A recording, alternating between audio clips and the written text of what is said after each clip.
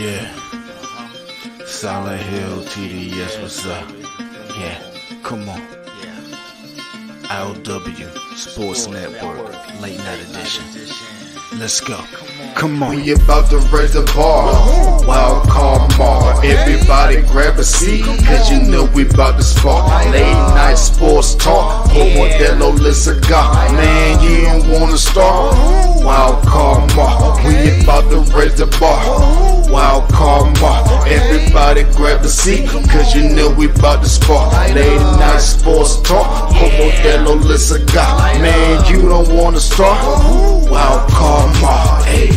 L Boogie with the hot flame, ashtray full of top names, little tree for your membrane. This the 9-hour time frame. I just snatched up a 6-pack, got my hands on a lid pack, whipping up a little batch of snacks.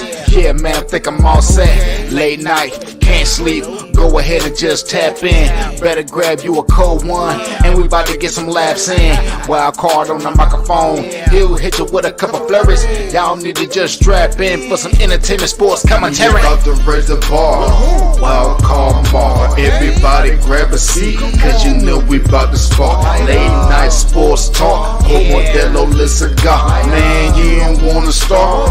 Wild card bar. We about to raise the bar. Wild card bar.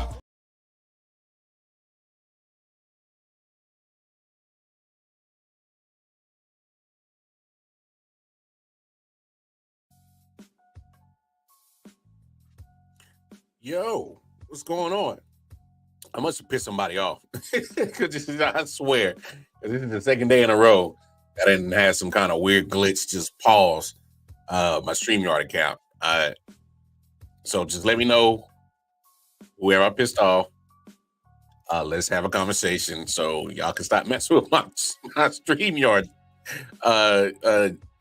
Stop messing with my streaming, man. Whoever I pissed off, can we have a conversation, please? But anyway, how y'all doing? Happy Taco Tuesday. Your man Wildcard Mar in the building. I hope everything's well. Hope y'all guys are loving and enjoying life as much as I am. Life is beautiful. Life is great. Life is refreshing, especially anytime you wake up, and get to breathe that good old fresh air. So, man, a lot to talk about. I just want to say this. For those who caught last night's episode, thank y'all for tuning in for sure.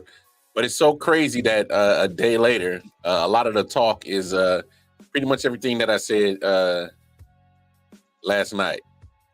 It's quite crazy. And I'm talking about that Bryce Young situation, the benching, and of that sorts. Because I do agree. It's he does have to play better football, but we got to also look at the circumstances. All right, he's not on a good franchise. The O-line is pitiful. The ownership is bad. He's had 3 coaches in 19 games, 18 games, whatever. That's not good. Void of a lot of explosive weapons. What are we expecting this guy to do? What are we expecting this guy to do? Come on now. Sometimes folks got to be realistic. And the reason why I'm bringing this up is because it's not on the docket to talk about today, but I'm bringing it up because it's amazing how all of a sudden it's been a whole, coming to Bryce's rescue today. Come to Bryce rescue and help him out and tell the truth and be honest about some situations. And I'm like, well, hell, what the hell was y'all at from the beginning, from the jump? Don't try to, I just think it's wild. I just think it's crazy. Now all of a sudden everybody's coming to his defense. It's crazy. But no. Matter of fact, here's one. Dan Graziano and Jeff Saturday won't get up talking. Listen to what they had to say. I thought that was, very candid and open. What Jeff Saturday said. He was upfront and honest and truthful as hell. Take a listen to what he had to say. I had conversations with teams ahead of the draft last year, right? That were teams that were evaluating all the quarterbacks, evaluating Bryce Young and Anthony Richardson and C.J. Stroud. And I remember somebody, this is not Carolina, somebody from another team said, we had him on the board, on the whiteboard, never seen anybody with a better command of it. Like the best we've ever had in the room in terms of understanding the concepts and all this kind of stuff. That's not the quarterback we've seen in Carolina. He hasn't looked like that. I don't think his failure is because he's small at this point. I think it's because maybe lack of confidence, maybe lack of infrastructure. I think I don't know. I just don't know where it goes from here. Can they go back to him at some point? Lack of anything. He played 11 games with Frank. He played 6 games with Taylor. Then he plays 2 with Kness. How do you think you're going to progress? You have 3 different systems you're bringing in or having, to make changes, terminology, what we're trying to do, what we're trying to accomplish. There's a lot going on. And by the way, the dudes on that side of the ball are really smart, and they're going to give you a lot of different looks that you're not prepared for. So if you don't have some kind of consistency, it's going to make it even worse. Yeah. It's an organizational failure, and Tepper is the one who should the bag should fall to him. Right. Because ultimately, he makes these convictions and choices and decisions, and everybody's like, oh, like you said, no conviction in Frank, no conviction in the quarterback, no conviction. We're going to change it. We're going to blow it up. We're going to go chase what Houston's doing. That's a freaking joke, man. Jeff Saturday kept it too real. I love it. He did hit on it. Hey, like I said, David Tepper, the owner, he has to hold the bag for this, because he's freaking out. Oh my gosh! Why am I not getting, what I thought I was getting? Why am I not, what's going on? What is this? What?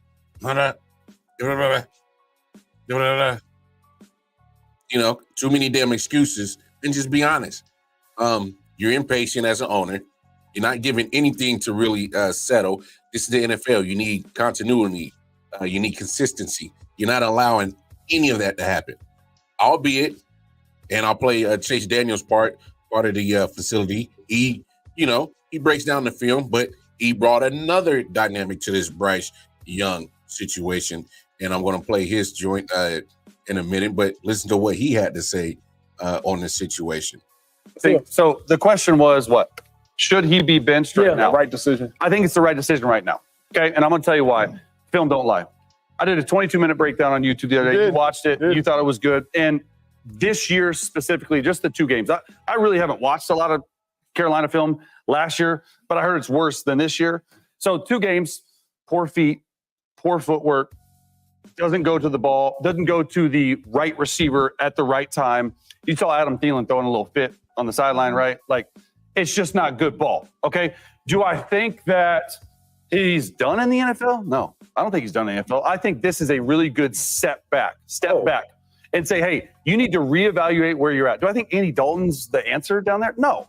But I do think it's time to pull back. And it is a bad look for the owner, David Tepper in Carolina, to say, hey, we traded all that stuff away for Bryce Young. We've only given you 18 games to show what you've got, right? And we're going to go in and we're going to pull the plug because we brought in Dave Canales, who turned around Baker Mayfield's career. Yes, we brought him in, and we're going to pull the plug on you that early. To me, it's sort of scenes of the owner seeing, hey, C.J. Stroud is balling in Houston. I want that. And it just doesn't make sense to me. I think it's too early. But if you just purely watch the film, the film isn't good. And I don't know. We have a graphic because I do want to show this. To your point, it's with Sam Darnold and Baker Mayfield. What they did in Carolina, if we can pull it up right here, and what they did elsewhere outside of Carolina. Okay, look with the Panthers. Sam Darnold and Baker Mayfield. They're 9-14, 59 completion percentage, 75.5 rating. Okay, since the Panthers, both Baker Mayfield and Sam Darnold's got the Vikings balling. Baker Mayfield balling, okay? 15-13. Look at the pass touchdowns to interception ratio, 49-18. Look at the passer rating, almost 100. I put this graphic up there because I don't know if Carolina is a place where quarterbacks can go and have any success regardless of who you are. Because look at what they did outside of Carolina. So I don't think Bryce Young is dead yet in the NFL. I think if the right decision right now, it's the right move. I like what Chase said. And Chase kept it real. Obviously, him being a former quarterback, he watched the film. And I've never once said that Bryce Young doesn't deserve any blame in this situation. He hasn't been playing well. I understand. But it's been 2 games with his new coach, his third coach, mind you, in 18, 19 games since he's been in the NFL. 3 coaches in 19 games. You do the math. Where's the continuity? Where's the consistency? There's 3 head coaches in 19 games. What are we expecting for this kid to do? All right. Shout out to my man Omar Ball and Bud Sports Entertainment, Bottom Line Sports. Shout out. Worst owner ever? Yes. Obviously, you bring up a case with Daniel Snyder. Well, Daniel Snyder he's just a creep. He has some other things he got to worry about outside of football. When it comes to operating a franchise, Tepper is giving him a run for his money for sure. He's giving him a run for his money for sure. But you heard what Chase Daniel said. It's no coincidence that all of a sudden, Sam Darnold and Baker Mayfield leaving that franchise have gotten better since Tepper has been owning that team. Look, I know it was different coaches, different systems, probably different rosters, but ever since David Tepper has owned this team, that team has regressed significantly. Like it's night and day how bad this franchise has gotten since he's taken it over. I mean, this is a franchise that was just in the Super Bowl. We're talking about what, 7-8 years ago? Still competitive even after that Super Bowl appearance. Cam Newton finally leaves, and then Tepper buys the team, and then it's just gone, just trash ever since. But I just think it's amazing how, I had this conversation with you all last night, and then today it's just been let's come to Bryce Young's rescue day. And I'm like, what took y'all so long? What took y'all so long to come to this man's rescue? I mean, the guy has been absolutely just, scapegoated. He's been scapegoated. I mean, it's ridiculous how he's been scapegoated as the reason for this team's just bad overall success or lack of success over the last year in 2 games. That's not all based on him. Has anybody not remembered that in these 2 games so far in the NFL, that Panthers defense has literally been the worst in the NFL? Absolutely trash. Correct me if I'm wrong. The starting quarterback doesn't play safety, so he can't cover nobody. He doesn't play corner. He's not locking down a receiver. He's not playing linebacker. He can't tackle or be in pass coverage. He's damn sure not a pass rusher. He has no effect on the opposite quarterback getting sacked or any pressure. He's not on the defensive side. Look, I get it. When you play quarterback, you get all the praise, you get all the blame. But damn it, he can't be responsible for a trash defense. He can't block for his damn self. He wasn't responsible in order to get Bryce Young. You trade away all those draft picks. Oh, and albeit you trade away his best offensive weapon to obtain Bryce Young. He had nothing to do with none of that. Again, how do you succeed in a situation when literally everything is taken away from you and you're given absolutely nothing? I gave the analogy yesterday. I am in the culinary world. I can cook my ass off. I can cook in any kitchen across America. All right? Put me in Japan. Put me in India, Africa, anywhere in the United States. I can cook my ass off in any commercial kitchen, hands down.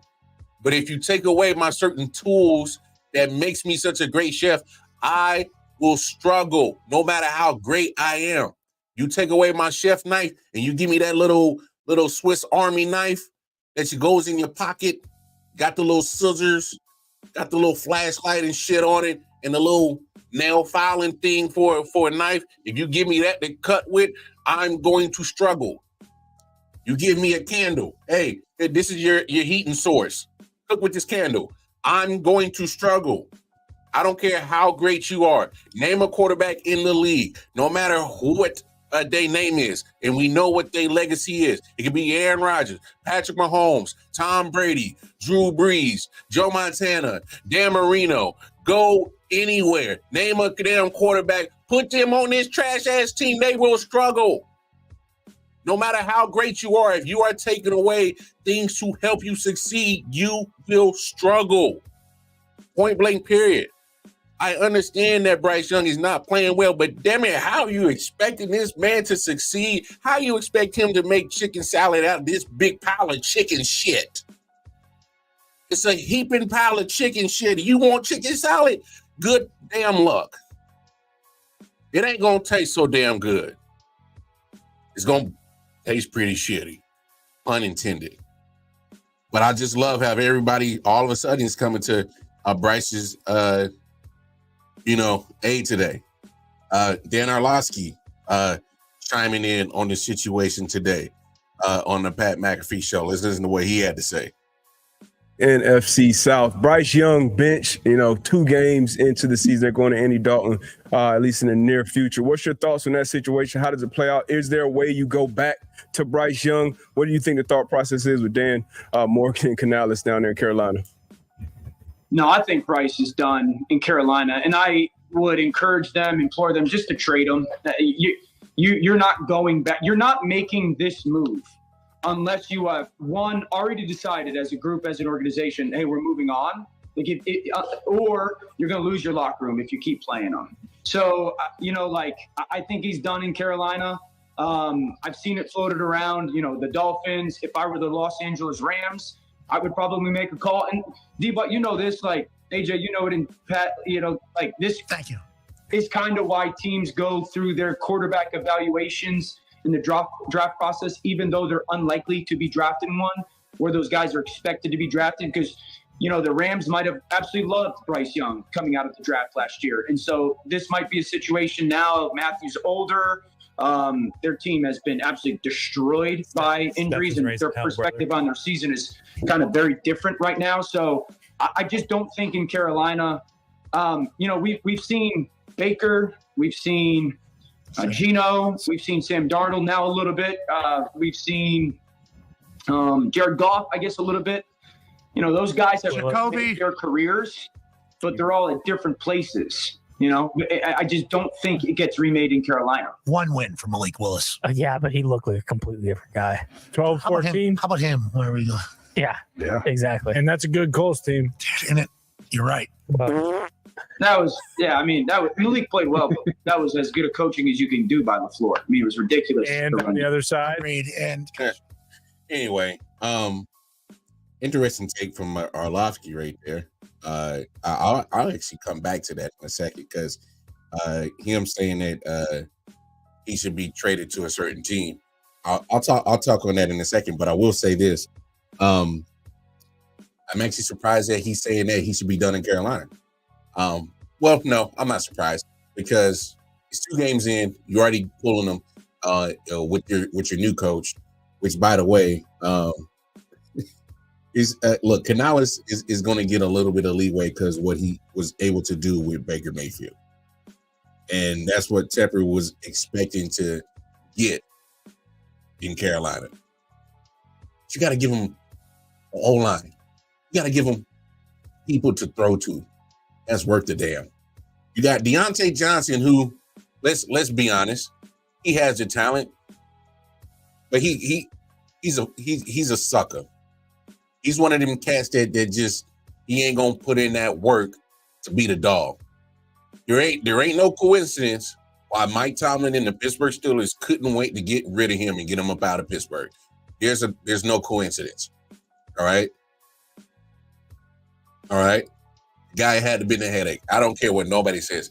When Pittsburgh doesn't want you, and they say, man, hey Carolina, man, give us a couple of some of that Carolina barbecue slabs of rib for this joker right here, man, and we'll just take them.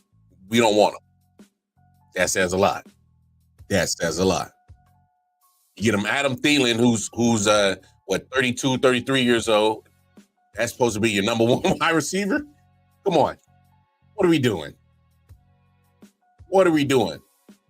Their first round draft pick, Leggett. I got him on my fantasy team. I'm about to drop him. He's literally gotten nothing, no production. It's not going to get better with Andy Dalton. Come on now. The rescue to Bryce continues to grow. Mel Kiper goes in. I got to hear this. This was good. Mel Kiper went in. I think it's mishandled is the word, because when you drafted Bryce Young, knew he was an outlier. You know, Russell Wilson was bigger, right, taller, but only 5'10" and 3/4. That opened it up for the 5'10" quarterback. But Russell Wilson was 205, 208 coming out, not 180. Okay, Kyler Murray, because of Russell Wilson, became the number one pick overall, different body type than Bryce Young. So you knew Bryce Young, not only short, but small, diminutive quarterback, needed help, right? Also continuity. You draft a quarterback. Everybody said he's got this great infrastructure in Carolina around him, right? With the head coach, the coordinator, the quarterback coach, everything's there, the senior assistant, everything's in place. And then you see him beat C.J. Stroud on the field as a rookie, right? If you take out the 3 games he threw multiple interceptions, he was 5 touchdowns, 6 touchdowns, 3 picks, okay? Had some decent games last year, okay? But then you go into this year, you change everything because C.J. Stroud's doing so well in Houston. We got to destroy this thing. We got to blow it up and start over because, C.J. Stroud's doing so great in Houston. These coaches aren't getting it done. So we bring in an offensive coach who was with Baker and others, right? Bring in a new pass game coordinator, new quarterback coach for Bryce Young. Then we don't play him in the preseason. We play him one series in the final preseason game against the I.O.Ws. None of those guys are playing for Buffalo, by the way. They went one series down the field. And they're rah-rah. Great. We accomplished everything we wanted to. I'll give you a little note. C.J. Stroud played in 2 preseason games this year. Okay, he played 4. Derek Carr played in 2 preseason games. Why? Because Clint Kubiak was coming in with a new offense, and Derek Carr is a veteran, played in 2 preseason games. Bryce Young played one series of a final preseason game against the nobodies on defense for the Buffalo Bills. Does that make sense to you? When in 2 games in, we're saying he can't play? Yes, his confidence was shattered, right? Yes, he does need to sit behind Andy Dalton for a little bit. But to blame this on Bryce Young is ridiculous. This is the blame here goes to the organization, the owner, for mishandling. That's the best come to Bryce's defense take I've heard all day. Good job, Mel Kiper. Good job, Mel Kiper. Oh, you brought the heat on that one. I like that. I mean, come on now. Hey, we gotta stop. We gotta stop with the foolishness. We gotta stop with the foolishness. You gotta be honest. You gotta be real. All right. It just is complete mishandling. All right, complete mishandling of Bryce Young. Let's keep this show moving. I didn't mean to spend 23 minutes on Bryce Young. I talked about it last night, but I'm gonna play this next clip because let's be honest, man. The Eagles should have won that game last night. I talked about it. It was crazy, but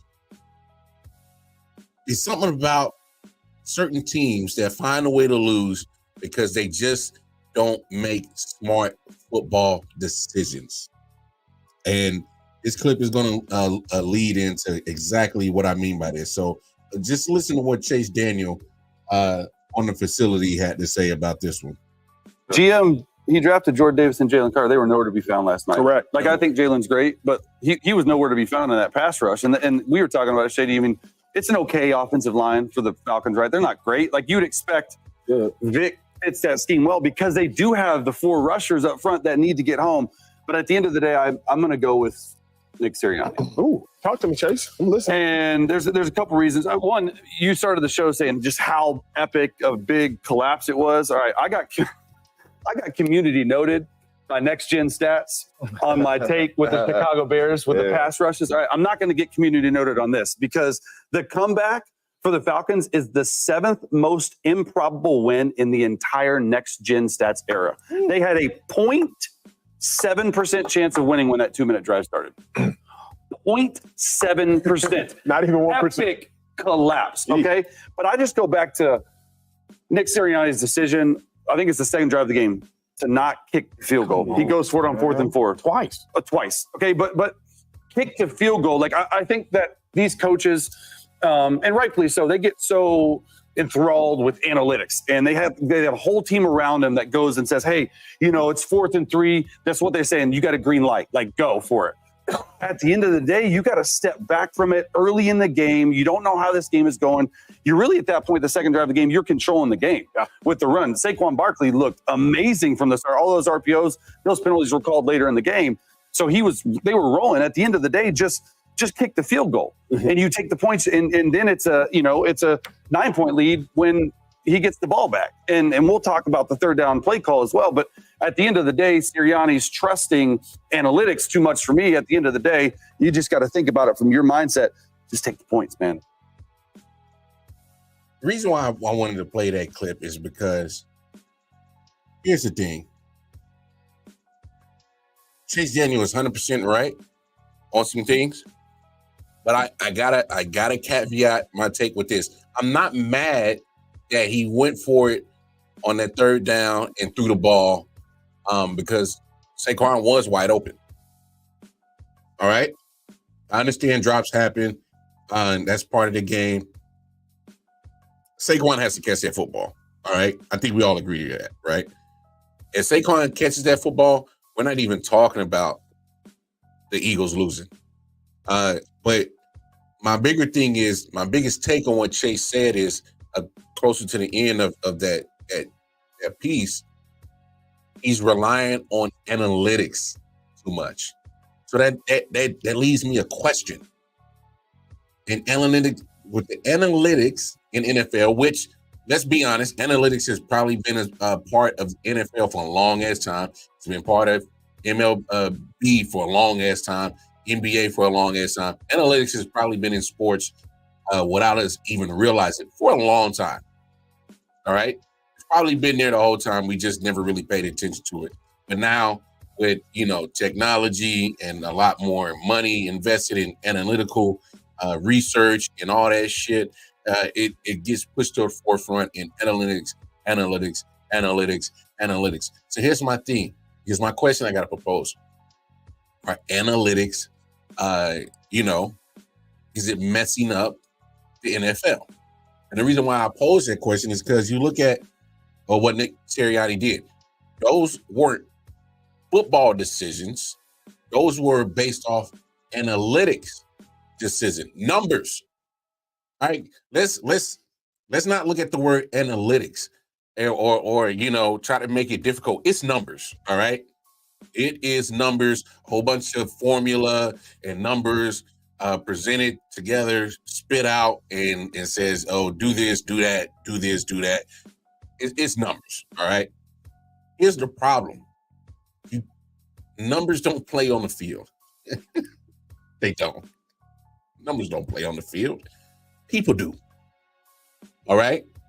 And here's why I think analytics is messing up the game of the football, is because you're so analytically driven. Hey, go for it on fourth down here. It got a green light. Okay, but you're on your own 25-yard line at 4th and inches in the first quarter. You got a whole game left to play. Why are you going for it on 4th down in the first quarter? Only on 25-yard line. I just think that some of these coaches in the NFL sometimes get so caught up and wrapped up in the numbers on when and why you should make these decisions based off numbers. And numbers, I hear what you're saying, though. Numbers never lie. I guess my bigger take is that we can't be so driven by certain numbers that you forget to actually make actual decisions based off of football.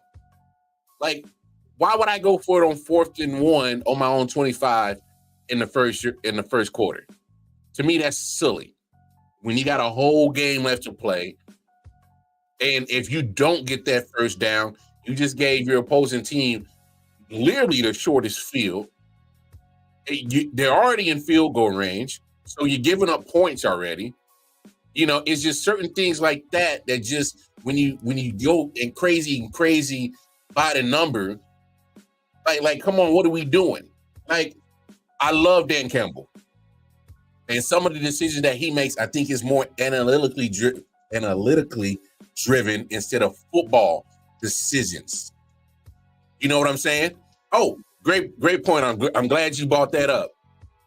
AP, knowing that in that situation, that was a football decision he should have made to say, go for it on fourth down. My team is behind. We need to go. You know, you got to go for that. You got to go for that because look, it can result in losses. That's my point. When you are doing these decisions by analytics, it can easily turn into losses because you didn't make that decision off of an actual genuine football decision. You did it based off of numbers. And I'm not saying analytics are bad 100%. No. That's not what I'm saying. Because you do get some good information from analytics, from the information. You know, hey, this defense, if you run the football on their right side, your left side, you are going to have probably a good percentage of your rush yards on this side. That makes sense. When you use analytics in that case, say, hey, if I run the ball to the left, I'm going to have 77% more success than I would running it on the right side. That makes sense because you're trying to find an advantage to help you win a football game. See, there's times and right places for analytics in football. There is. So that's why I'm not saying I'm 100% against analytics. You know what I'm saying? Hey, if you target this cornerback, you know, 9 times out of 10, you're either going to get a penalty on him or you're going to get a big gain. That makes sense. Look for the advantages. Look for the mismatches. Look for ways for your team to get the W. My argument about analytics and what is messing up with football is when you make these silly ass decisions based off of analytics to say, hey, give me the green light to go for it on fourth down right here, or give me the green light to call this play on or against this, you know. So you can't just be so gun shy and so analytically heavy that you forget that you are actually playing football when there are oppositions that you can't, 100% factor in with these numbers. You know what I'm saying? My thing is that at the end of the day, you can't measure and number a player's effort or will. You know what I'm saying? If I'm going up against a certain player that wants to make a name for himself, get some more playing time, he's tired of being on a practice squad, he's going to come in and be like, yo, damn the analytics, I'm going to ball out because I want playing time. I want a new contract. I want more, this. I want more that. So my thing is you can't just be so analytic heavy to forget to actually think about the pros and cons of actual football decisions and look at it as such. Like, there's no way I'm going to listen to analytics and say, hey, run the ball right at Aaron Donald. Why the hell would I do that? I don't give a damn about none of them numbers. I know that dude is a problem, Aaron Donald. Why would I run the ball that way? Why would I single him? Why? It's time and places for analytics in football. It's time and places for analytics in any sport. I'm just saying, when you live and die by analytics and you start racking up them L's, don't be surprised when they clean out your office and they say, get the hell out. Or your key card is no longer getting access to the facility. don't be surprised when they bring in your replacement and they say, hey, man, it was fun. But take you and your damn numbers and get the hell out of my facility. You know? You want to jump on? You want to jump on, O? Because I'll send you the link if you want to jump on. Because I mean, it's a conversation that I don't think is bad to have. I'm just saying that it's times and places for analytics. There's nothing wrong with having numbers be a part of it, because I do agree with you. Numbers do not lie.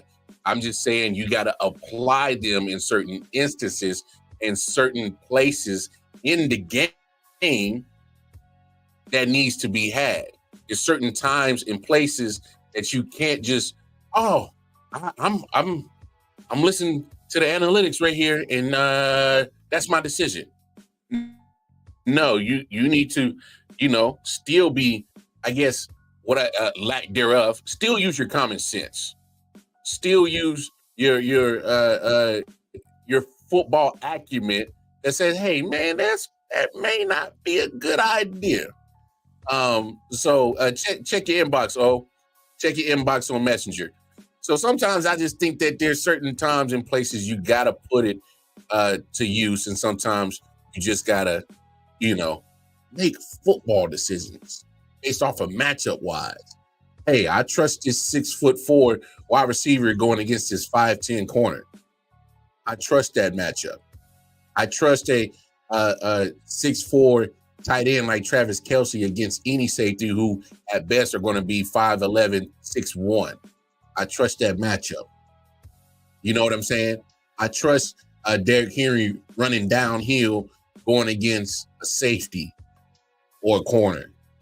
That's more football acumen sense instead of just relying on the numbers.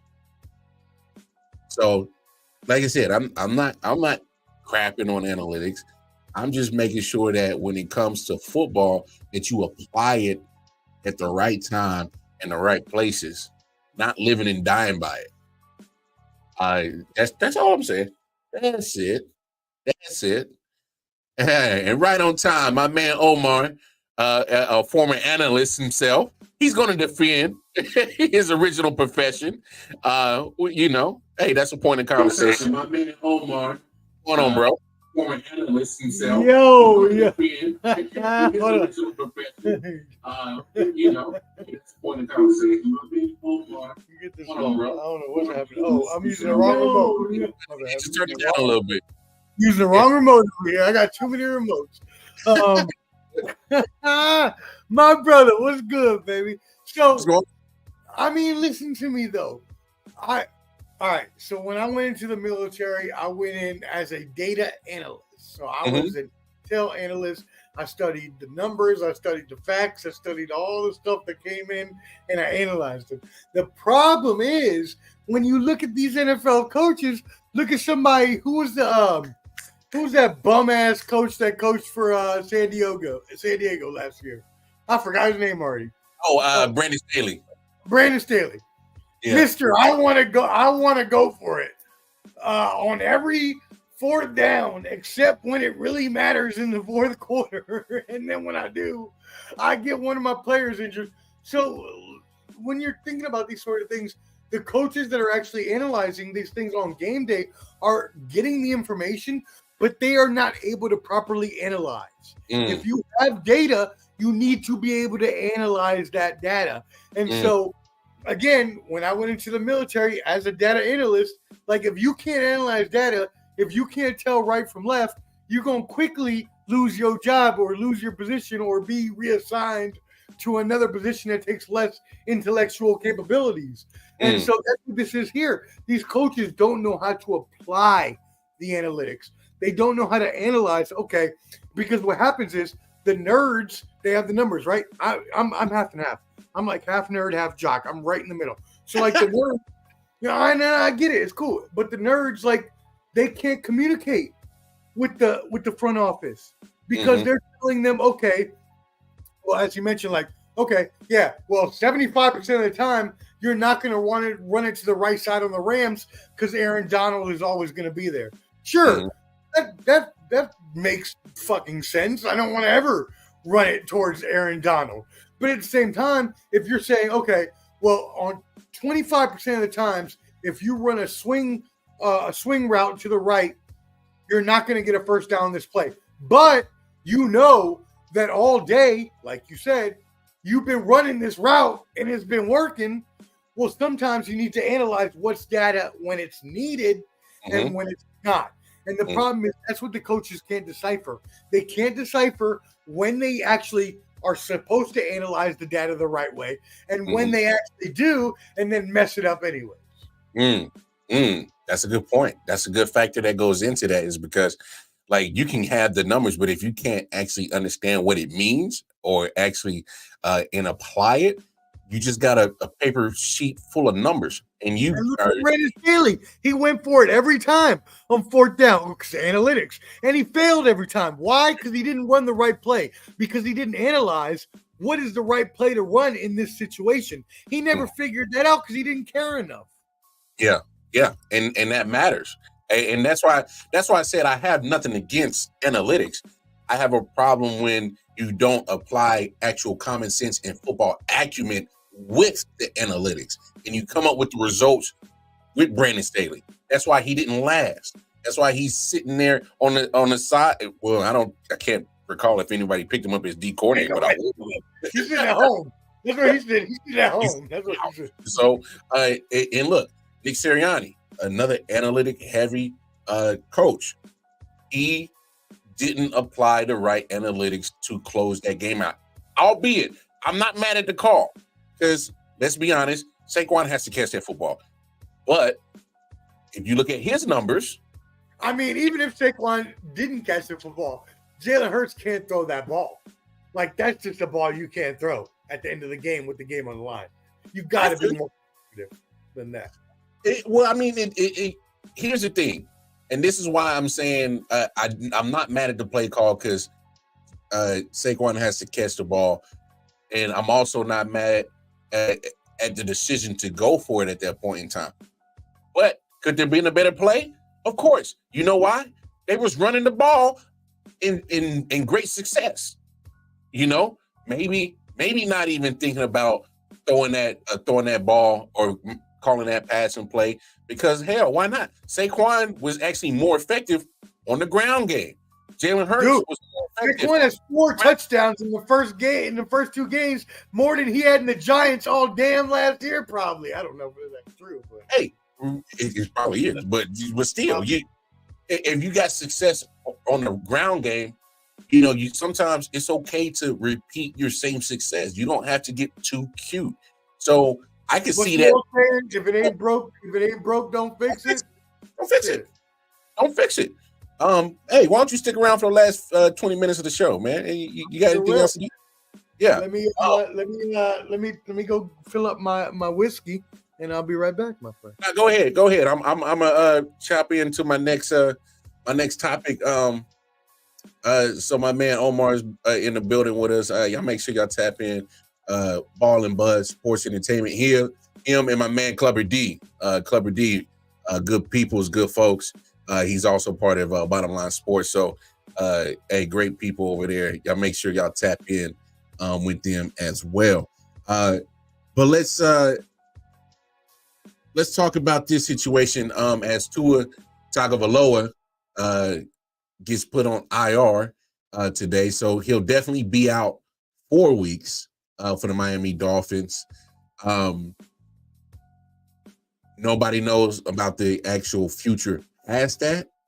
I'm not sure the timeline that the Dolphins and Tua are on, making a decision on what's going to happen beyond these 4 week stint on the IR. Look, I said it the other day. I'm not Tua. I don't have any voice of reason in his camp, but I do agree with most NFL players that have played the NFL that he needs to have that discussion with his wife and family, because those are the people that matter most on what to do with him. So I'm not going to talk about that situation. I already spoke about it yesterday. But as he goes on IR, question popped into my head with this Miami Dolphins quarterback room. What do you do for the future of your Miami Dolphins? And I got to shout out Chase Daniel again. I saw this tweet.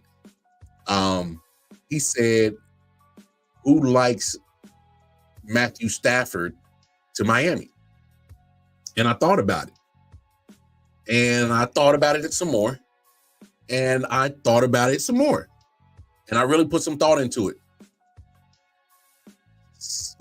Matthew Stafford to Miami Dolphins, I do not hate it.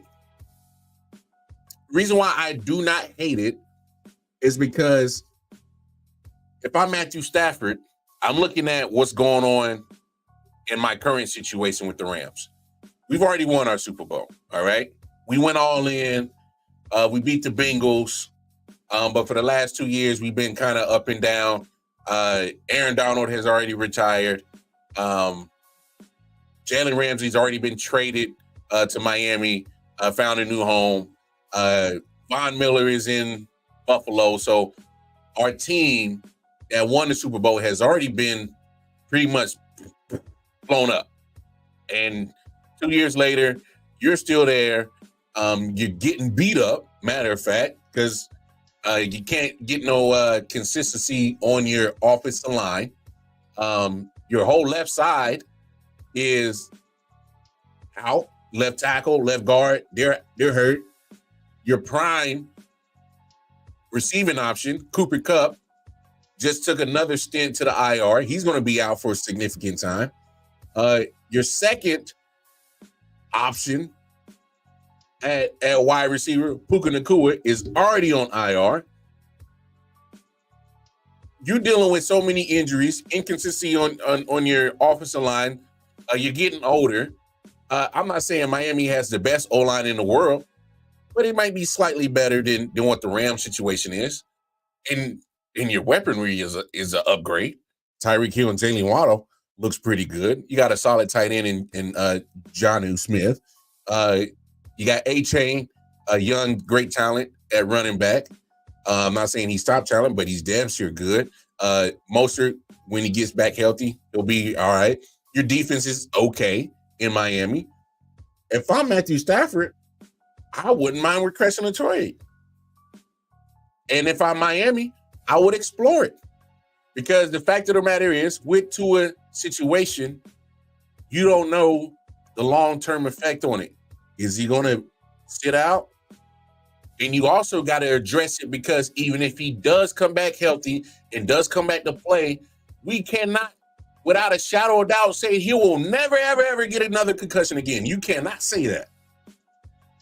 So you have to address your quarterback situation in Miami regardless.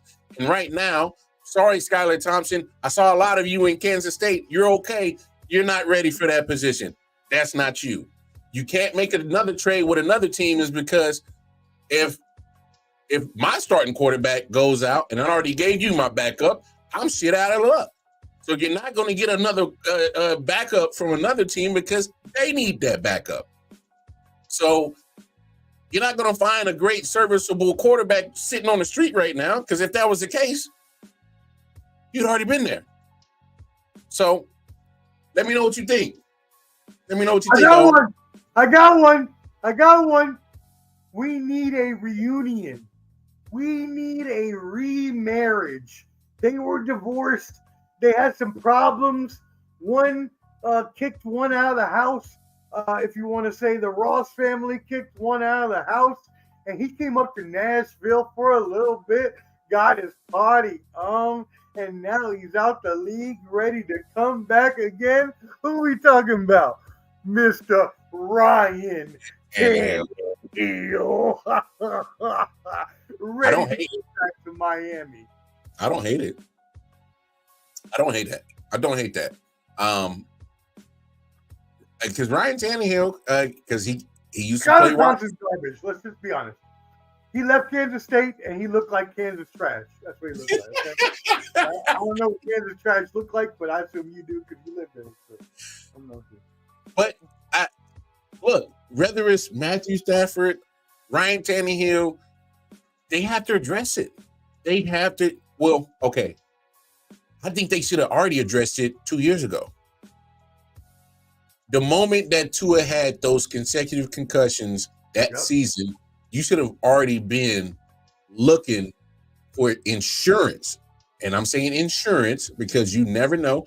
That means whether you were going to draft a quarterback, you could draft a quarterback in the 3rd, 4th, 5th round and been solid insurance. Or Packers do it every 3 years. They gave Jordan Love looking like the next Aaron Rodgers. Like, thank you. They've given y'all the blueprint on how to handle your quarterback situation, whether you agree with it or not. They gave you the blueprint. Whether you get them in the first. Don't be the Raiders. Don't go from Aiden O'Connell to Gardner Minshew. Don't do that. How to me this is negligence. How do you not address this situation when you know what you was dealing with 2 years ago? Okay, I give Tua his credit. Stayed healthy last year. Fine. But you're playing football. You can't guarantee that you will never, ever get another concussion again. One of the scariest moments of my life that did not involve me was the day. One was when I watched what happened to Damar Hamlin. Yes. But the next one was when I watched what happened to Tua. When he got injured, he went into like a seizure. And his fingers were like, I was like, oh my God, he might be dead. Like, that's not good. That's not good. And on that last concussion, his hands did the same thing immediately. And I was like, I didn't see that. So I'm just thinking back to the one a few years ago. So that's the thing, you got to have a backup ready. And that's nothing against Tua. Dude, we love you. Prayers up. Like, I'm glad you got your money. I'm really glad he got his money. Because Hawaii as a state in general needs more help than the United States has given them. I know I lived there for 3 years when I was in the military. They need a lot of help there. And the fact that he can take that money back and bring it back to that community is amazing. And I'm so happy. I don't care if he runs away with it. You look like he's a thief in the night. I don't give a fuck because he's helping out. But the thing is, like, you've got to protect your organization. And I'm sorry. Like, it don't matter if you're Wayne Gretzky when he was having concussions. It don't matter who you are. We've got to protect our organization. We've got to protect these billions of dollars, and we're gonna have a fucking backup. Yeah. Sorry. Yeah, no, hey, no cap detected. Look, Dolphins did themselves no favor. You put yourself in the corner. I'm not saying blame this on Tua's fault. No, you did not have good business savvy in this situation. You did not prepare yourself for insurance. I mean, hell, I pay car insurance every month. I think it's a ripoff, but it's insurance. A ripoff, but you do it. Look, yeah, it's a ripoff, but when I get in an accident, I'm glad I got it. Yeah, right. Yeah, you're glad you got it. Right. I'm glad I got it. Whether wasting $2-3 million a year on a backup quarterback that's going to sit the pine, so be it. You're going to need it because look, lo and behold, Skylar Thompson is not the option, and your well of options to come in and do anything is very limited right now. Yeah, I mean, I joked around about Tannehill. That's really not the answer either. That's not going to win in the Super Bowl. So. But it's damn sure better than Skylar Thompson. Saying it's tongue in cheek that you said it, but the realness about it is I would trust Tannehill, who has experience, and I'm pretty sure you just got nothing. Yeah. Yeah, make a quick connection with Tyreek Hill. I mean, you got the weaponry that Flacco did with Cleveland last year. Go in there and just start. Hey, have to call Joe Flacco here in a second if Deshaun Watson keep.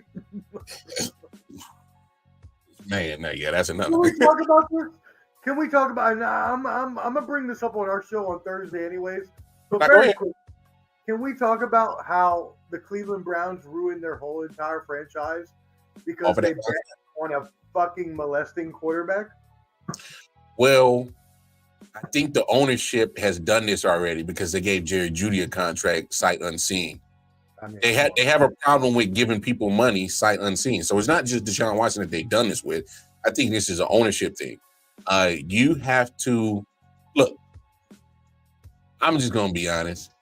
Every girlfriend I had to test drive that thing. I didn't want to just be with you. Every car I've ever gotten, I test drove that thing. I need to see how I ride. My thing is how do you not test drive the quarterback? How do you not test drive the wide receiver? How do you not test drive any player, but you just giving them millions and millions sight unseen? I'm just being honest, though. I've never had a girlfriend that I didn't test drive. I need to see how that thing ride. All right? Look, I'm gonna just say that.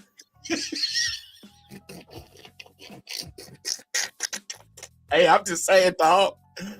Hey, man. I come from a Catholic family, and in the Catholic religion, they believe that you should not have sex till after you get married. And so, Mark, when I was a teenager, right, my mom took me to church all the time. I was like, all right, cool. I'm gonna try to, just wait until I get married. I mean, obviously, it didn't happen. Lost my virginity in high school. I was smashing chicks. I was smashing them off. But at the same time, I'm thinking to myself, okay, well, if I was Catholic and I decided that I wanted to do that, what would happen if I got married and then found out that we were not compatible sexually, and now we get divorced?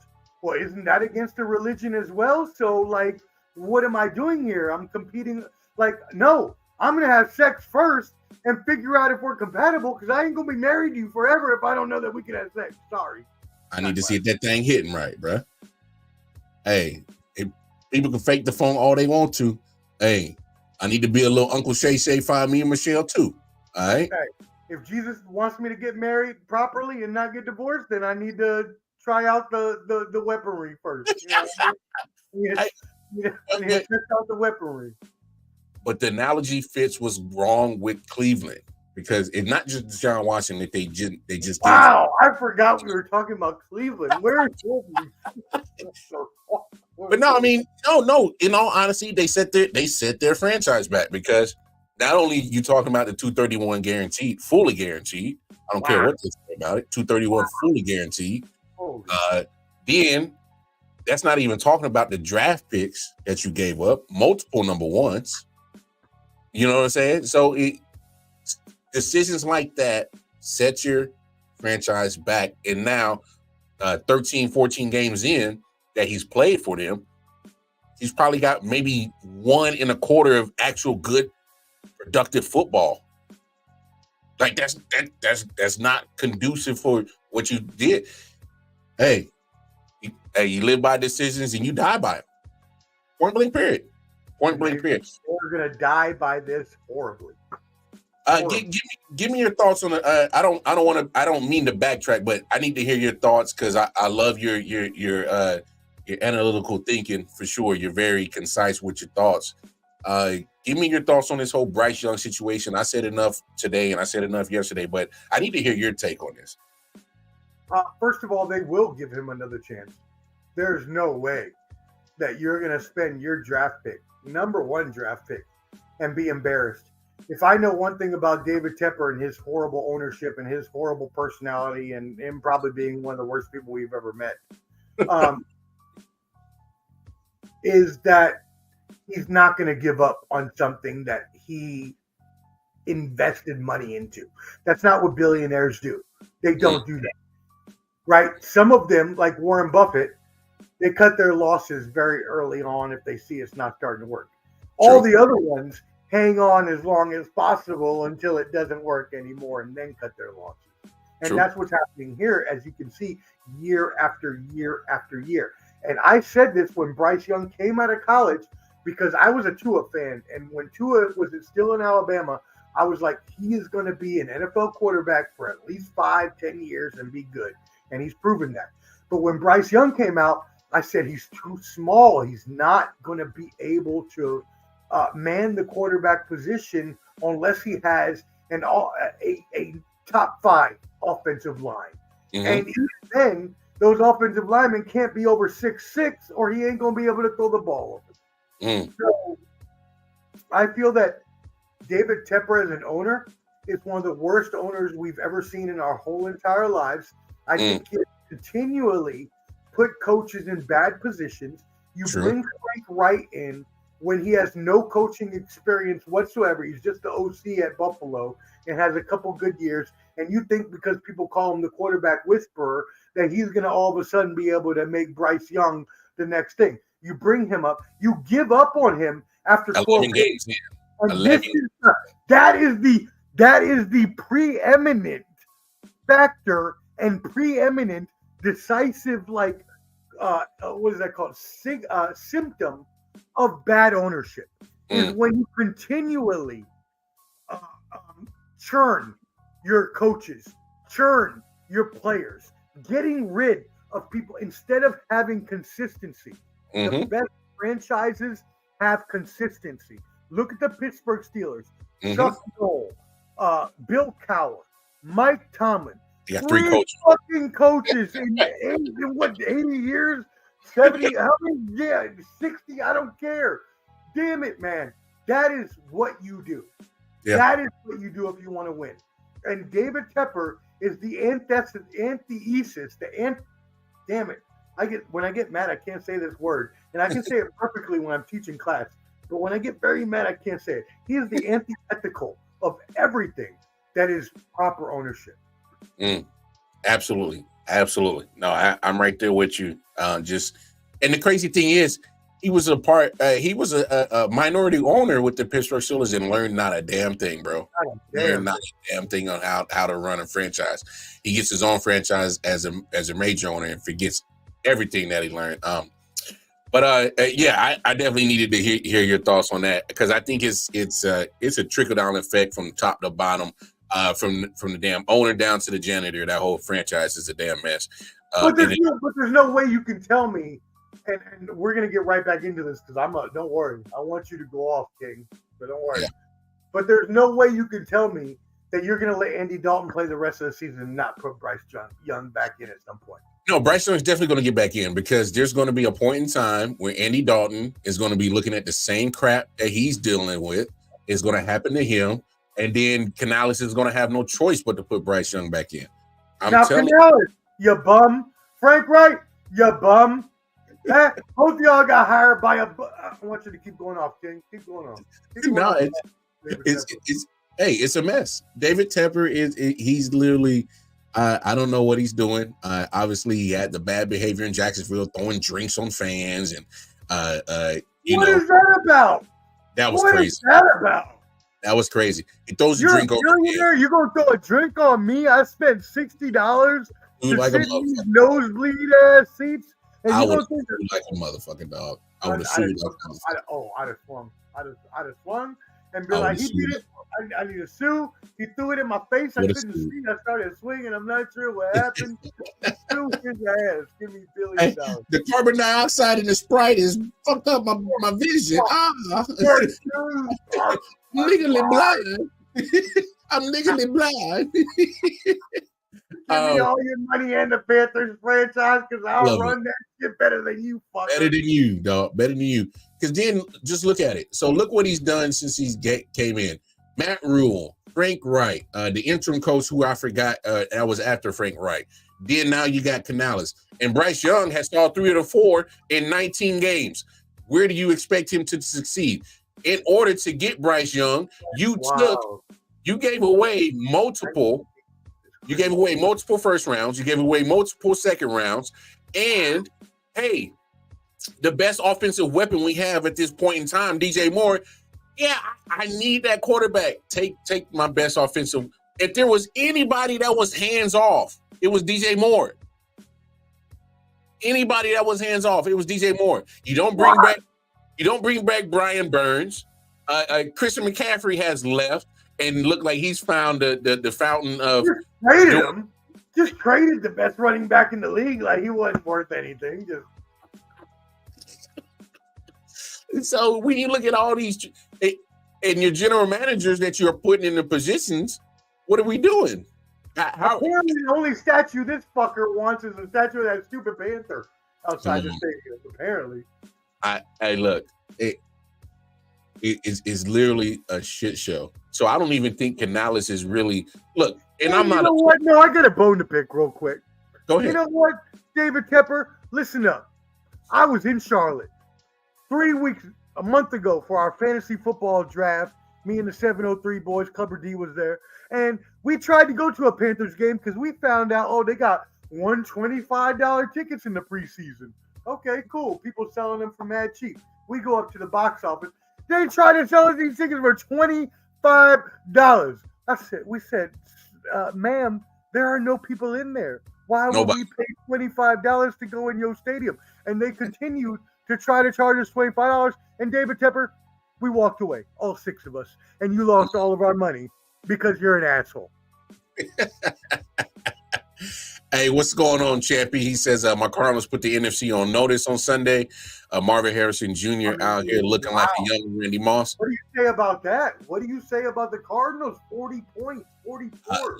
Look, I'll say this. I might have been wrong about the Cardinals. I called them I called them a scrappy, crappy team. They are scrappy. I don't think they're necessarily crappy. I think I might have been wrong about them because I don't know how far they're going to go with it. Obviously, it's early in the season. They're 1-1. They should have beaten Buffalo. They could have gotten that victory. And they beat up on a very hospice situation that they got down in LA for the Rams. Yeah. But no, hey, that's not their fault. Their team's beat up. You still got to show up on Sundays, and and win or lose, or healthy or unhealthy, and they showed up and they got the base. But I did only predict them for 5 wins, so I'm kind of worried right now. Yeah. No, well, I really didn't know what to expect with Marvin Harrison Jr. I didn't like what was going on with him in the week 1 game. 1 target. I think he had like 1 catch on it for like 4 yards and like a few targets. And then Kyler has the nerve to say, it's not my job to get him targets. Yes, it is. That is exactly your job. Well, that's the only job you have. I don't know what other job you think you have. It's not handing the ball to James Conner. I'm sure he can handle that himself. He could take it from the center and do it himself. You need to pass the fucking ball, sir. No surprise. Second game, he gets just about all the targets in the world, and he had that first touchdown when he dragged the feet in the back of the end zone. Beautiful. Oh my God. Oh, beautiful. Oh no, Marvin Harrison Jr. I already said it. He should be the Rookie of the Year. As long as he stays healthy, he'll be a one for Rookie of the Year. There's not even another choice, I don't think, because Caleb Williams and the other quarterbacks have all started out slow. So if he was to do another game like this next week, he's already in the front line. Controversial signing with my team in Kansas City. And the only reason why I say controversial, Kareem Hunt makes his way back to Kansas City. Hey, I'm trying to pick him up tonight on fantasy. Why are you putting him out there like that? Don't nobody know he's still on the waiver wire, son. But no, I'll be honest. And for those who never saw the video, the reason why I'm saying it's controversial is because this was the reason why he was released in the first place. TMZ got a hold of it. He was at a hotel. That's Kareem right there in Cleveland. And a young lady right there. He obviously shoves her. She punches him. There was reportedly some alcohol involved that they might have been under the influence. Obviously, friends are trying to get him back in. He's being angry. She's still around. She gets knocked over along with another guy. And then, of course, they're still trying to restrain him. And the reason why he got released from the Chiefs is because obviously the cops did show up. They were there, and he made it seem like it was nothing. And then months later, the video comes out. And this was in the middle of, I think, the 2018 season, Patrick's rookie year. It was Kareem's second year with the Chiefs, he wasn't truthful with what happened with the ownership, Andy Reid, Clark Hunt, and pretty much that's what led to him getting released. He eventually got suspended for 8 games the year later before finishing off with Cleveland.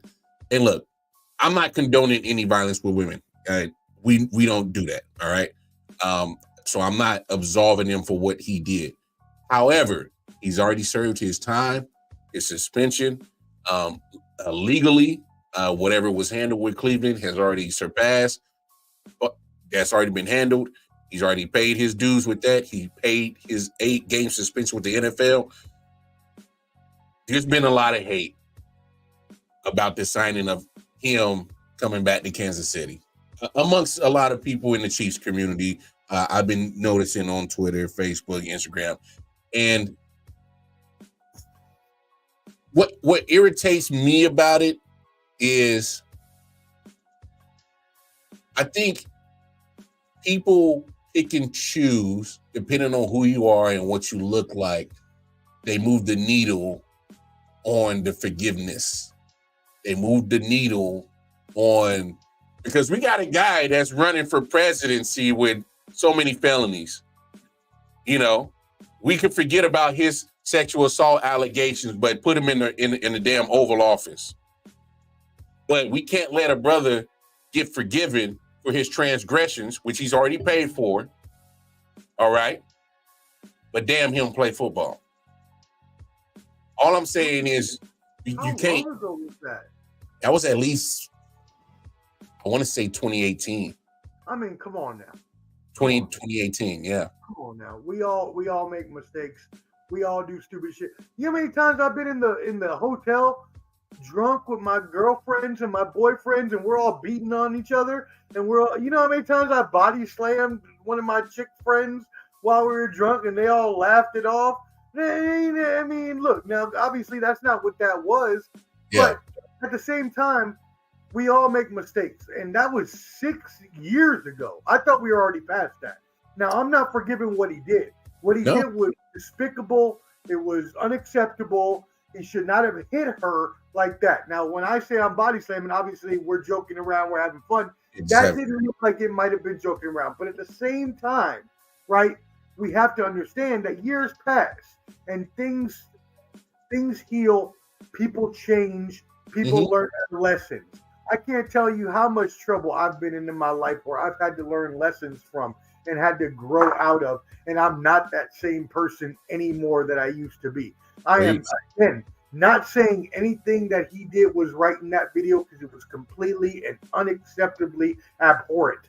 But what I am saying is that was a long-ass time ago, and you cannot judge signing someone now, 6 years later, on what they did that long ago. Hey, there's people that do it. There's people that are literally, not agreeing with the signing because of what happened 4 or 5 years ago. Those same people are the same people that you mentioned. And look, and we'll talk about this more on Thursday. By the way, shout out, let me give a little quick plug.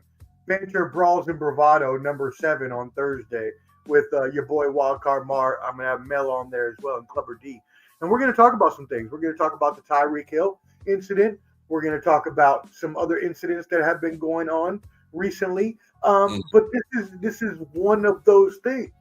Like, okay, we all make mistakes. How long can you judge me, and how long can you put me in a position of deficit, in a position of less than, because I made a mistake? Yeah. How much do I have to be punished, and how much do I have to serve you before I am absolved of the mistake that I committed? And the problem is, and again, I hate politics. I hate politicians. They're all as Ric Flair said, they're liars, cheaters, and scums, right? They're all in the same boat. They're all working together. If you think your conservative politician is telling you something, sorry, they're working with their liberal buddy and making money off your mark ass. So know that they're all working together, and politics is a work. That being said, I watch politics. I watch a lot of it because of that. Because you can understand how to work other people. You can understand how the psychology works and how these people can convince a whole country of what they're doing is right when what they're doing is actually wrong. And again, I don't care about politicians. I don't care about Joe Biden, Kamala Harris, Donald Trump. But what I do know is you're right. When you have someone who has committed 34 felonies and these people still support him, but won't support Colin Kaepernick because he goes down on a knee to protest police brutality, that is racism, stereotyping, and bullshit all at the same time. Goes back to my original statement. Depending on who you are and what you look like, people will move the needle. I'm a veteran, and I fought for people to protest the way they feel like. And if Colin Kaepernick feels like he needs to be on a knee in order to protest police brutality, he's not protesting the flag. That was just the only time that he would be seen. And that's what people don't understand. And as a veteran, a military member I support any way you want to protest. If you want to get on a fucking knee, I get on a knee with you. Hey, I'm trying to tell you, man, people will move the needle on who you are and what you look like. And that level of forgiveness. My thing is, bottom line, if you ain't got no vitriol or hate towards Trump or any big name guy or women that have done something horrific and been forgiven, but you got all the hate in the world for Kareem Hunt, who just wants to play football. I mean, I get it, right? He hit her. It didn't look good. It doesn't look good. It really doesn't. And that was at the heightened time of the whole Me Too movement. I think that's what also got him they're drunk. They've been drinking all night. The whole bunch of people that have been drinking. And she first. Like, I'm sorry. And I'll go back to this again. And I have a friend, and I'm not going to call her name out right now, but we used to get drunk together and we'd slap the shit out of each other just for fun. Like, and I'm not saying that's what that was, but what I'm saying is that you've got to understand that young people make mistakes. And young people do stupid things when they're drinking or when they're under the influence. And I'm not saying that it's right to be under the influence, but what I'm saying is that people make mistakes, and there takes two to tango. And whether that girl did anything to him or not, or whether he did anything back, it's 6 fucking years later. They've probably both forgiven each other. Let it go. You know what you brought up right there that really definitely brought it all home for me. It takes two to tango. Because in that video, it wasn't just Kareem Hunt. No. It was to me. Of course, it's a harder blow because he's bigger than her. Of course. I think there's enough I guess responsibility for the bad situation that could enough to go around for more than one person in that situation. It just happens that, hey, NFL player, video, hey, got you. But it wasn't Ray Rice. No. Not to that degree. Not to that degree. But like I said, we're not absolving Kareem. No. We are not. No, we are not defending it at all. It was horrible. He should have been inside the room and should have never even came out. He got to own up for what he did, which he has. He's done his 8-game suspension. But that's exactly right. He's owned up for it. He served his suspension. It's 6 fucking years later. Let it fucking go. He's had to deal with the situation with the Cleveland police at that point in time. He's dealt with a suspension. Why are we talking about this in Kansas City? I don't even understand. The reason why is because people can't let certain things go. That's why I brought up It might get you canceled. I apologize. No, you're good, bro. They got you canceled. Hey, no. Look, you got to understand, man. This is a free space where we keeps it real. He literally has served his time and his punishment for that situation. We also got to look at his NFL career. He was at the height of his career. 2 years into the league, led the league in rushing his rookie year, was doing great his second year. Patrick Mahomes' first year as a starter. All right. So guess what happens now? He misses out on being a Super Bowl champion. At least a 3-time Super Bowl champion. He misses out on that. he misses out on probably a big NFL contract, because we got to remember what the trajectory that he was going on and the way the Chiefs were going. He could have easily been part of his 3 Super Bowl wins. He could have easily been highly paid running back. So he's missed out on millions. He's missed out on Super Bowl championships. Oh yeah. So that one mistake, he lost out on millions and millions of dollars. a lot. That That's one. what, and again, you're right, and that's what blew my mind, because I saw him and I go back to fantasy. I'm sorry, y'all, but I saw him on the waiver wire the other day, and I was like, "There's no way Kareem Hunt's on the waiver wire. Like, what? Is he hurt? He's healthy. Wait, what? Like, are we still punishing this fool for this shit 6 years later?"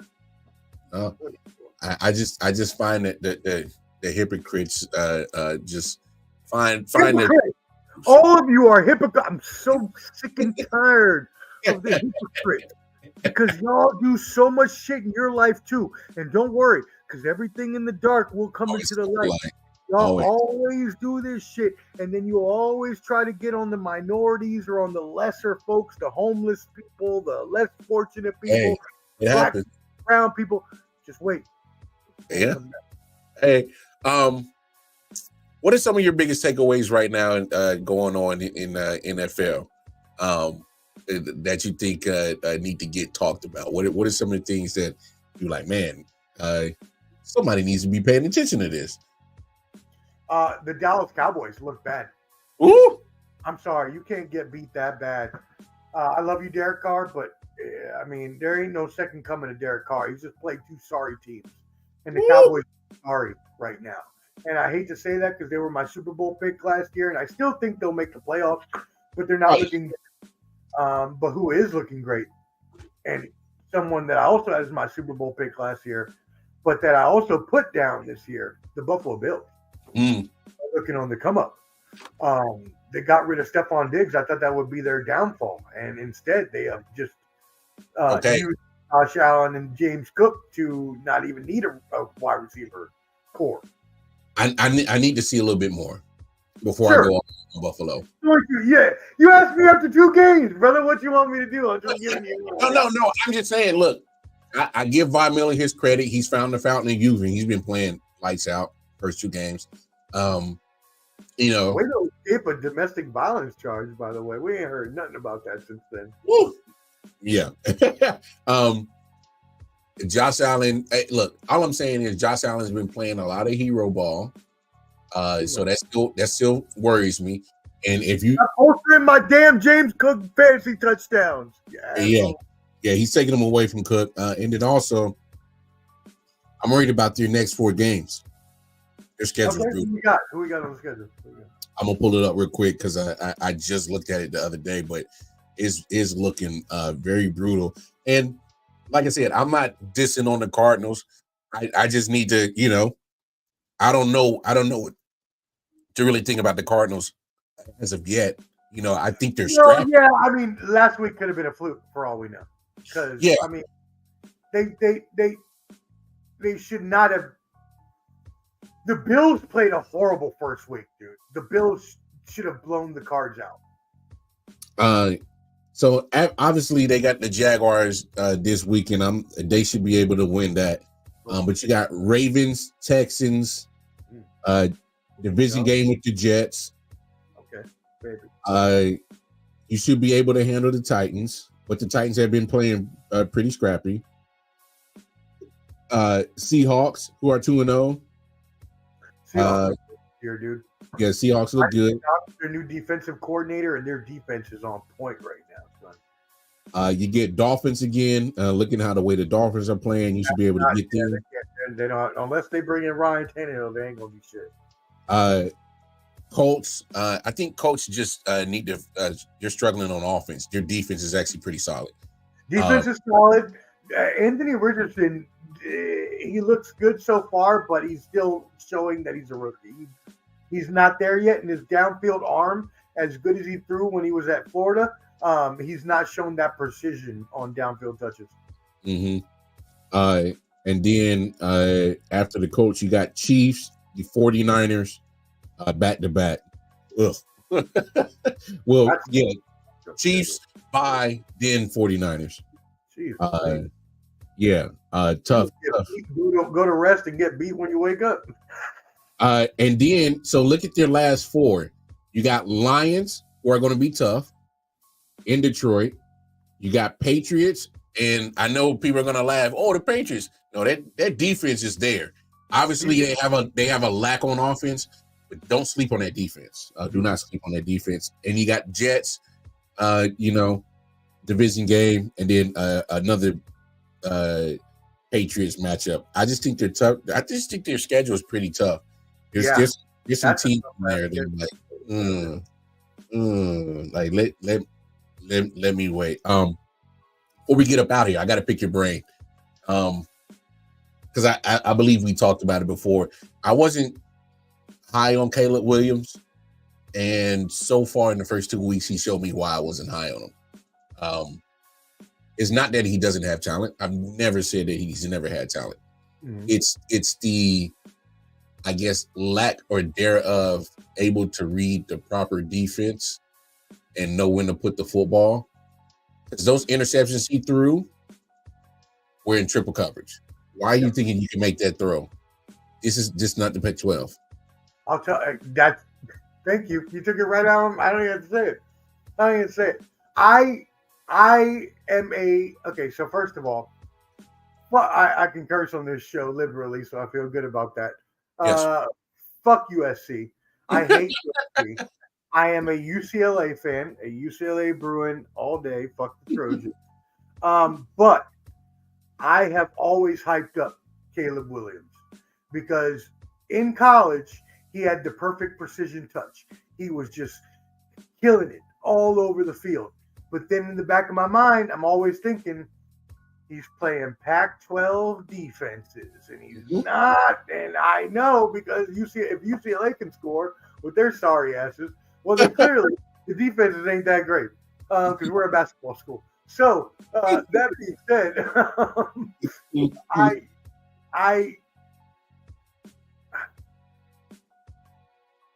Caleb Williams will be fine in the long run. In the long run, yes. Right now, he cannot read defenses.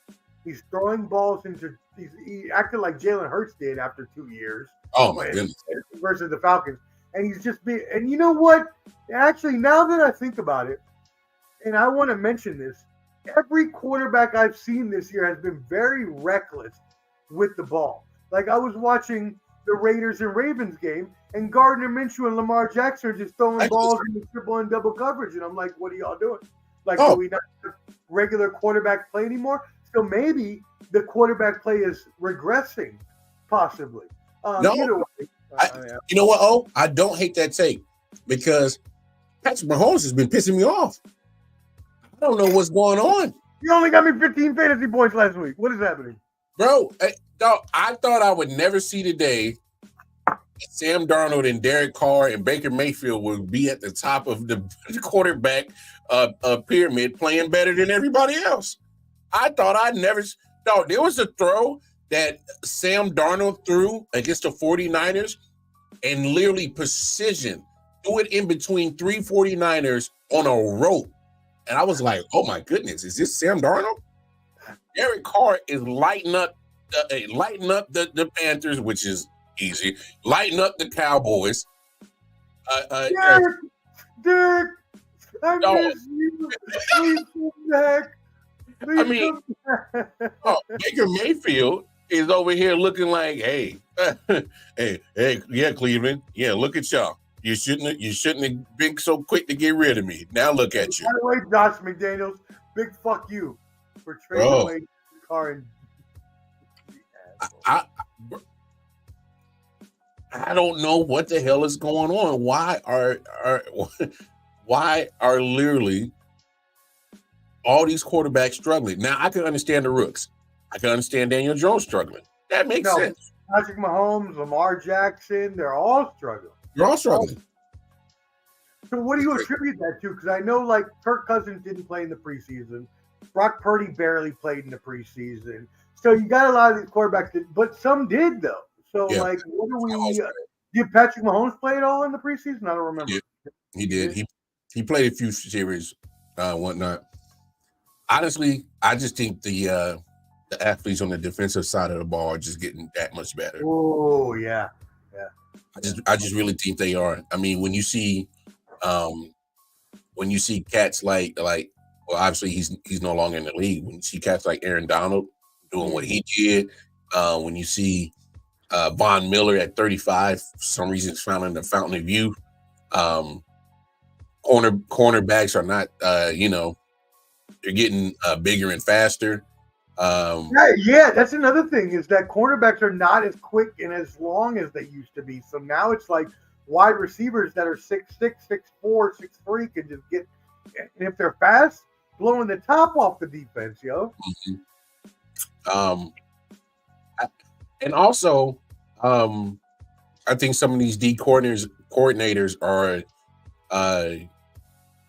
they've probably been in the league for a minute and are starting to get used to these rules that have been benefiting the offense, and they're getting tired of it, and they're getting better at scheming certain things up.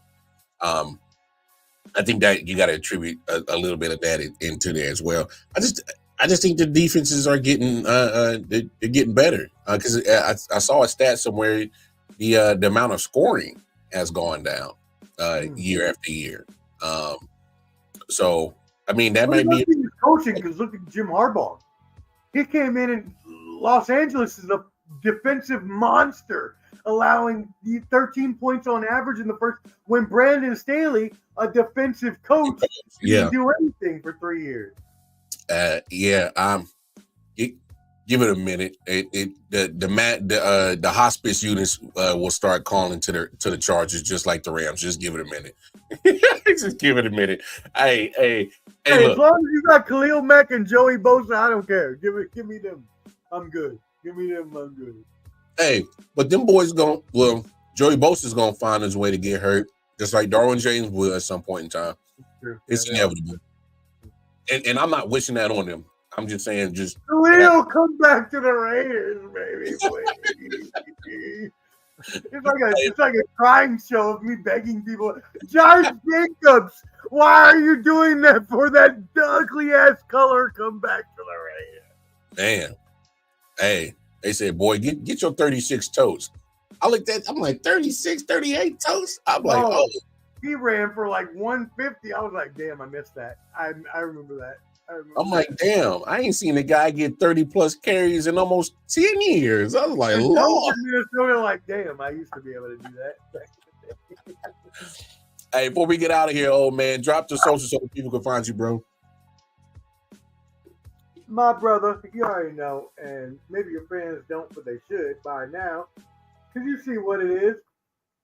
Ball and Buds, sports and entertainment. We go live at least 3 times a week, releasing videos every day. So please, what I would ask you to do is subscribe to Ball and Buds, BALLANDBUDS on YouTube.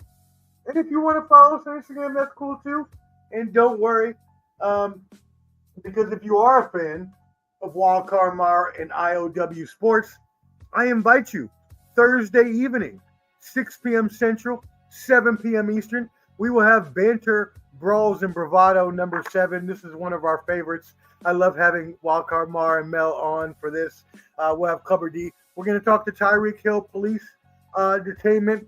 We will talk a whole bunch of other controversies going on. We'll talk the Diddy stuff. We'll talk the Kendrick Lamar versus Lil Wayne. We'll talk a whole bunch. We'll talk Shaq calling Gobert the worst player ever in basketball. We'll talk a whole bunch of things, and you're not going to want to miss it because it's going to be hilarious. So Ball and Buds. Always. And you know what it is. Tap in with our I.O.W. Sports Network, all our social media at the bottom of the page. Of course, you can tap in with myself on the Twitter page with all the content that I'll be dropping. Hey, man, it is what it is. Another night, I.O.W. Sports Network, the sports show in the books. The late night owl edition. Make sure you tap in with Ball and Bud, sports entertainment, bottom line sports. And at the end of the day, man, you know what it is. Take care of yourselves. Take care of each other. On behalf of my brother, Omar, the sports professor, I'm Wildcard Mar. We out. Peace. Yeah. Solid Hill TD, yes, what's up? Yeah, come on. I.O.W. Sports Network, late night edition. Let's go. Come on. We about to raise the bar. Wild card mar. Everybody grab a seat, cause you know we about to spark. Late night sports talk. Modelo, let's go. Man.